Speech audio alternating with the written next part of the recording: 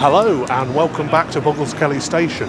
Today I'm here in London at King's Cross Station for a very special model railway exhibition. We've come down to King's Cross in London to visit the Model Railway Club, the world's oldest model railway club, for the 40th anniversary of their layout, Copenhagen Fields. This award-winning layout is built in 2mm Finescale, which is slightly smaller than N gauge at 1:152, and it depicts the approaches to King's Cross Station in the 1920s and 1930s.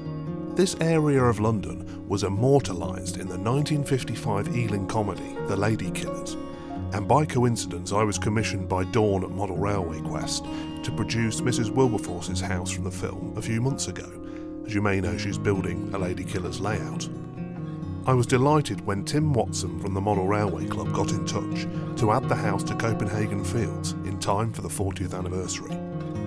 Tim, when you started the layout, did you ever imagine how big it would become, or was it always the plan to have such a massive layout?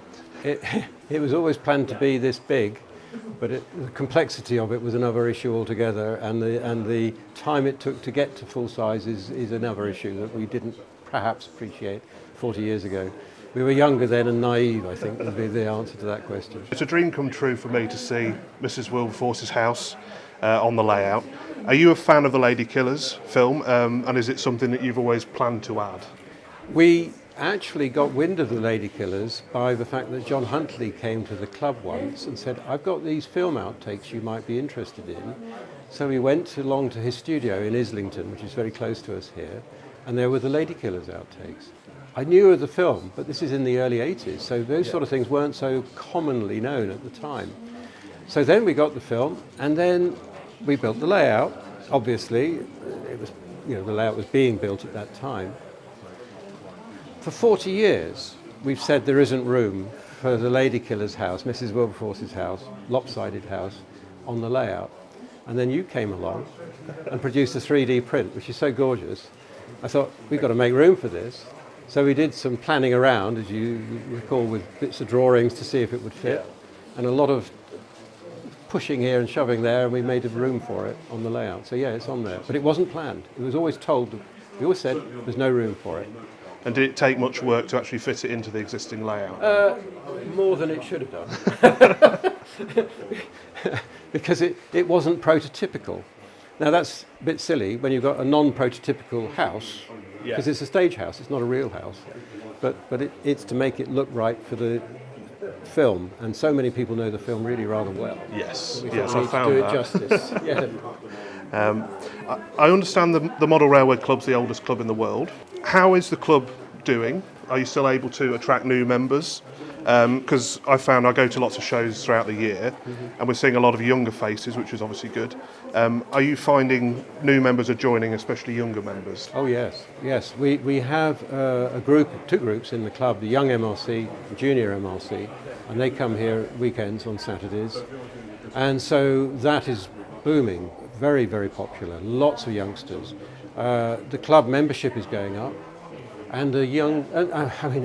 It's still a fairly elderly group, but it's not. There's a lot of young people coming in, and on a Thursday night it's a very diverse group as well, and you've got all sorts of interests, so it's a very broad club. So yeah, the club is doing well. Good, that's really good news. And also with this layout, we need youngsters to lift the damn thing because it's so heavy in parts. So our team of going out with exhibitions is getting a bit younger, which is a jolly good thing. Was the layout easy to convince the club to build, considering how much of the available space it takes up? Well, when we started, there were fewer layouts in the club, and the numbers have increased over the years, which has put pressure on space, massive pressure on space. So we work carefully with each other to maximise usage of the room and so on. But no club room is ever big enough for the layouts that it's going to occupy. Building the layout, this layout is broadly the same size as its predecessor. Although actually it's bigger volume by some measure. So whilst it's not probably the biggest 2mm layout, it's certainly the most voluminous 2mm layout. For people not lucky enough to get here this weekend, where can they see the layout? Will you be exhibiting at all? Our next big show is at Alexandra Palace in March in 2025. And after that will be Manchester, their centenary, in December. Oh, 25. So that'd be nice. Well, we'll be at both of those. Oh, wonderful, wonderful, excellent. I'm assuming we're at this year's Manchester one, so if they'll have us back, we'll be there as well. And finally, model railways are never really finished, but how far off do you think this layout is, and what will you do when it is finished? I'll probably be buried in the road. I think we'll see the 50th anniversary of the layout, so it's not finished. There's a lot to do operationally in the back of the layout. There's a lot of details to put in signalling. Aspects of the layout could be developed operationally at the front as well. The goods yard could shunt more. There is a ramp line that goes up to the goods yard behind Mrs. Wilberforce's house.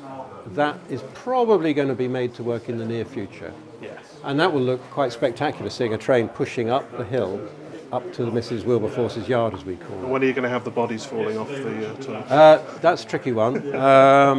Yeah, there's a few people we could put in wagons, I dare say, yes.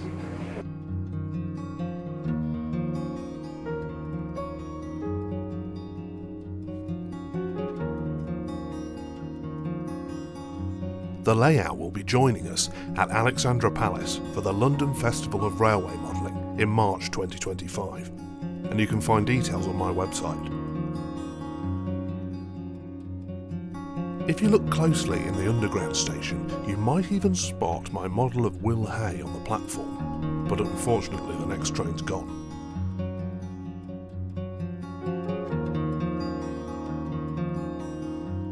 To accompany Copenhagen Fields for this special event today, the Model Railway Club had a few more layouts on display.